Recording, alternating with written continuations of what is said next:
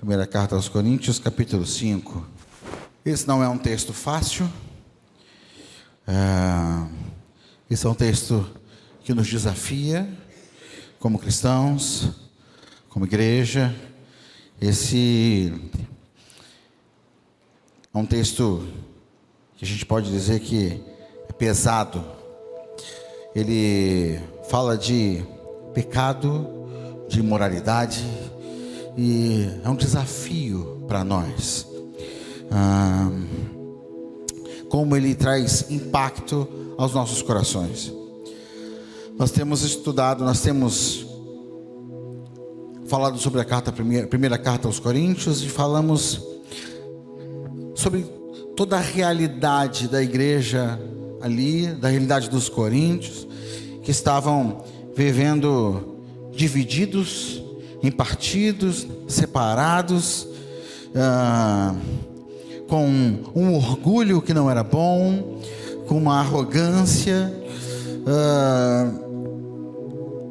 e distorcendo a compreensão do que é a igreja, do que é uma igreja genuinamente. E aí agora Paulo sai desse tema da divisão, do partidarismo, e entra num lugar impactante, e fala de coisas impactantes aqui. Então no capítulo 5, Paulo diz: por toda parte se ouve que há imoralidade entre vocês. Imoralidade que não ocorre nem entre os pagãos, a ponto de um de vocês possuir a mulher de seu pai. E vocês estão orgulhosos. Não deviam, porém, estar cheios de tristeza e expulsar da comunhão aquele que fez isso? Apesar de eu não estar presente fisicamente, estou com vocês em espírito, e já condenei aquele que fez isso como se estivesse presente.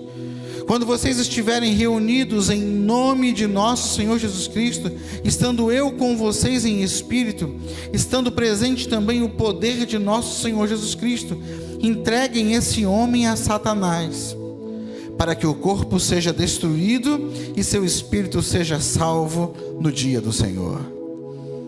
Esse último versículo, a gente ainda vai ler mais alguma coisa daqui a pouco, mas esse último versículo, inclusive, é um desafio teológico.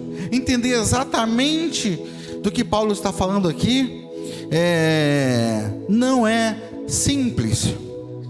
Mas veja que cenário. É alguma coisa que você não espera encontrar numa igreja. É uma coisa que você não espera encontrar entre os irmãos em Cristo, entre a família de Cristo. Paulo está impressionado, ele está recebendo informações a respeito da igreja de Corinto, e está exortando a igreja de Corinto, e chega ao conhecimento de Paulo que tem um certo indivíduo dentro da igreja, que está tendo relações com sua madrasta. E alguma coisa que até para os padrões seculares era chocante. Era alguma coisa muito difícil de administrar, de entender, de você pensar como que isso ainda não foi resolvido. Mas é interessante que Paulo fala: olha, esta situação está acontecendo aí, e no entanto, vocês estão orgulhosos. E o que significa estar orgulhoso? Sabe, se a gente lê sem meditar, a gente pode chegar a conclusões esquisitas. Por quê? Porque a igreja de Corinto, os cristãos de Corinto, não estavam orgulhosos, dizendo assim: olha, nós temos um cidadão em nosso meio, vamos aplaudir esse cidadão, estamos orgulhosos de ter entre nós um cidadão que está fazendo isso, isso, isso. Não era esse tipo de orgulho. Não era um orgulho pela situação em si, mas eles não estavam se movendo diante da situação exatamente porque estavam orgulhosos. E Paulo vem falando desde o início da carta aos Coríntios que os crentes ali estavam orgulhosos. Mas que tipo de orgulho é esse? Sabe, Paulo vem falando, e nós ministramos aqui várias vezes, Paulo vem falando sobre os partidos dentro da igreja, em que os crentes dentro da igreja simplesmente escolheram a sua perspectiva, escolheram a sua visão, escolheram a sua compreensão. Cada um entendeu que a igreja deveria ser alguma coisa de um jeito específico. Cada um decidiu ver a igreja a partir de uma liderança. Olha, eu gosto da visão do líder tal, eu gosto da visão do líder X, eu gosto da visão do líder Y. E aí a igreja está partida.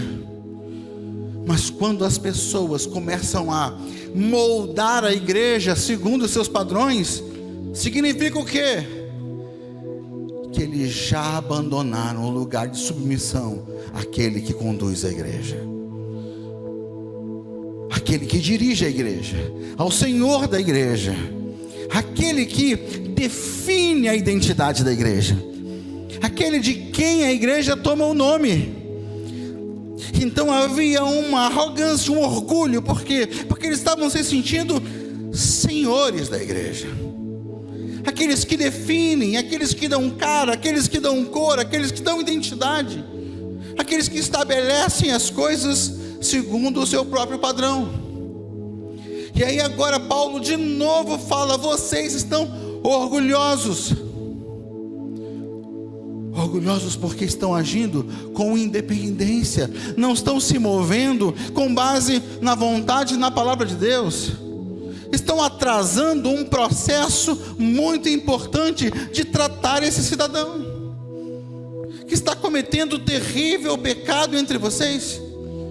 E essa doença se espalha. Vocês estão ensinando esse cidadão que está tudo bem, vocês podem esperar o tempo dele. Vocês não precisam, ele não precisa se sentir forçado a atitude nenhuma. Ele não precisa se sentir exortado a tomar um posicionamento. Ele pode seguir no seu padrão de vida, até que saiba lá quando ele se posicione. Os crentes de Corinto estavam orgulhosos, governando os processos. Talvez até eles estivessem em briga quanto ao que seria melhor para ser feito nessa situação. Da mesma forma que cada um tinha uma visão específica, talvez eles estivessem gastando tanto tempo fazendo reuniões e decidindo: eu acho que temos que fazer dessa forma, eu acho que temos que agir assim. Não, você não pode fazer isso com ele. Não, mas ele precisa ser tratado. Essa divisão mostra que eles abandonaram o lugar de dependência de Deus para agir segundo uma ética humana, segundo uma visão natural das coisas. E Paulo fala assim: vocês não deveriam estar tristes. Vocês não deveriam estar tristes. Vocês não deveriam estar comovidos. Vocês não deveriam estar incomodados com essa situação. E fazer alguma coisa. E aí Paulo encoraja que eles se reúnam no nome do Senhor Jesus e tomem uma atitude em relação àquele homem. E aí ele diz no versículo 5, um versículo muito difícil, um versículo que faz com que os estudiosos tenham muitas opiniões e muitas maneiras de interpretar. Mas o versículo 5 diz: entreguem esse